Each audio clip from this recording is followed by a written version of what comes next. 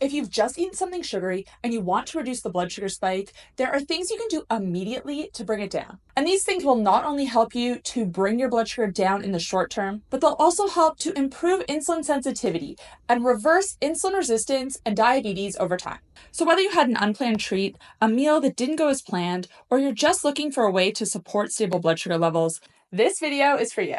Keeping your blood sugar stable is one of the best things you can do for your overall health. While those with insulin resistance, prediabetes, and type 2 diabetes might already understand the importance, blood sugar stability benefits everyone. When you minimize glycemic variability, or those big swings in blood sugar throughout the day, you'll notice improvements in energy, mood, and focus. Long term, it helps to reduce the risk of type 2 diabetes, heart disease, Alzheimer's, and more. And let's be real. I'm sure we all find ourselves in this situation from time to time when we've eaten something that we know will spike our blood sugar, whether it's an unexpected dessert or maybe we went a little bit crazy on the buffet. But the good news is there are things you can do after the fact. Now, a spike in blood sugar is considered to be a rise of 30 milligrams per deciliter or 1.7 millimoles per liter. So if you've ever felt sluggish, irritable, or had trouble focusing after a meal, chances are your blood sugar spiked higher than your body could handle efficiently. So in today's video, we're going to be going over 3 science-backed ways to bring your blood sugar down quickly. Now, when we talk about blood sugar or blood glucose, we're talking about the concentration of sugar in our bloodstream. At any given time, an individual has about 4 grams or 1 teaspoon of sugar in their blood. However, the food you eat and the lifestyle choices you make can cause this to temporarily increase. For those with type 2 diabetes or insulin resistance, the body struggles to manage blood sugar efficiently, causing it to remain elevated for longer than it should. And this is why keeping your blood sugar stable is so important. It impacts everything from your energy levels to your long-term health.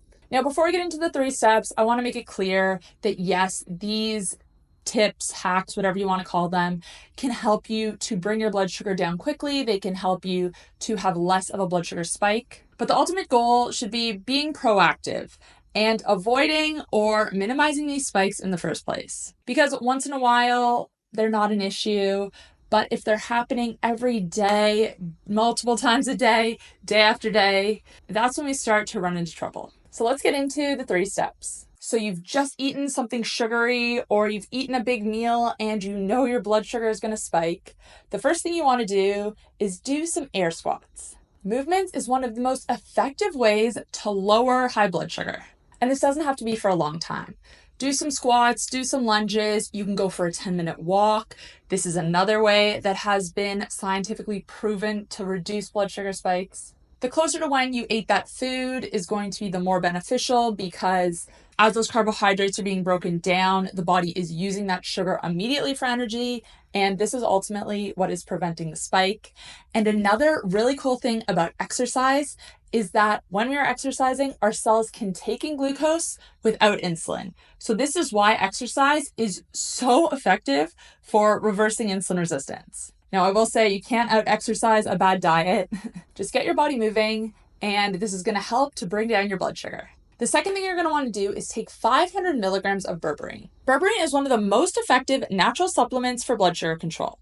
It's been shown in studies to be as effective as some prescription medications in improving insulin sensitivity, and it works immediately. It helps your cells to take in glucose more efficiently and reduces the amount of sugar your liver releases into the bloodstream. Now, I will say that taking berberine before your meal is going to be more effective, but taking it after does still have an effect. And like I said, the research on berberine is strong. Now, personally, the one that I use and that I recommend is Balanced from So Well Health. It contains clinically effective doses of berberine, along with other ingredients like chromium and cinnamon that support healthy blood sugar levels as well. Balanced is designed for people looking to naturally support blood sugar control and improve metabolic health. If you want to check it out, you can head to healthcoachkate.com/getsobalanced and use code KATE10 at checkout to save 10% off your order. And the third thing you can do, and this one might surprise you, is to not stress out. And I know, easier said than done, but hear me out here. Stress alone can raise your blood sugar, even if you haven't eaten anything. When you're stressed, your body releases cortisol and glucagon, which increase blood sugar levels. This is part of the body's natural fight or flight response, but it's not helpful when you're trying to bring down blood sugar. So if you're worried about your blood sugar spiking, this is only going to make the situation worse. So take a few breaths, relax, and remember that one meal that's maybe not perfect, one meal that's higher in carbs and sugar, isn't going to derail your progress. What matters is what you do the majority of the time and not the minority of the time. If you're striving for perfection, you're going to fail.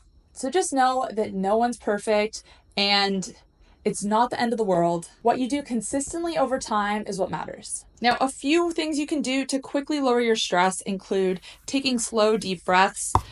For example, inhale for 4 seconds, hold for 4, exhale for 4, and repeat. If you can go for a quick walk, this can also reduce stress, and this also ties in with step number 1. Or listen to some calming music or a guided meditation. Again, if you've gone off track, don't beat yourself up. It's not the end of the world, I promise you.